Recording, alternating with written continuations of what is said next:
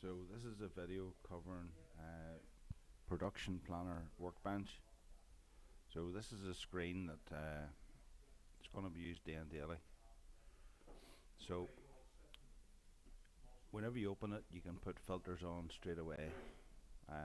I'm not going to do that here. So best to view this full screen, and you can open these fields. So for example, we can look at all parts that have shortages. So for example, there's some sheet steel showing up there. There's a ram. So with 20 of those rams short, and that's probably coming from min-max values, not necessarily sales orders. But either way, that shows you shortage parts.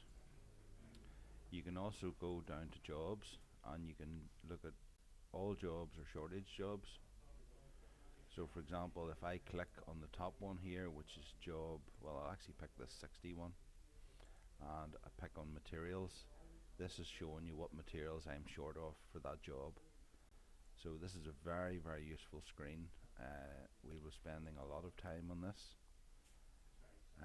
So for example, there's job 71, and it's telling me that HYR 91. So if we went up here, we could put on HYR. So you'll see there at the top, I've a shortage quantity of 20, and down here on that job 71 it's saying 20. So that's telling me that that is a shortage of that part on one job only, if that makes sense.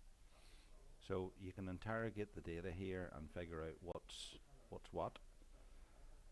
The other way to look at this is you can instead of you can do shortages for parts. There's a number of different materials there, but you can also do jobs with full availability, and then we can look at available for job. So for example, this job 68, there's no shortages for it. So you scroll down here, there's no shortages. So that would be a thing that you could right click on this and go to job entry, or go to the job scheduling board and move it up or move it down, because the bits are here. So this is a way of us linking the two systems together. So for example, that job, I could go to job status dashboard. I'll try that one. So in here, it puts the job in. You can click that, and you can look at the jobs. You can look at the job links, the assemblies within it, the operations. So this is telling me that for that job 68, the welding isn't done, which is, I believe that's tack welding. Then the robot bit isn't done. There's the materials. So that's one way of doing it. And then the other one is you can click here and go to job scheduling board.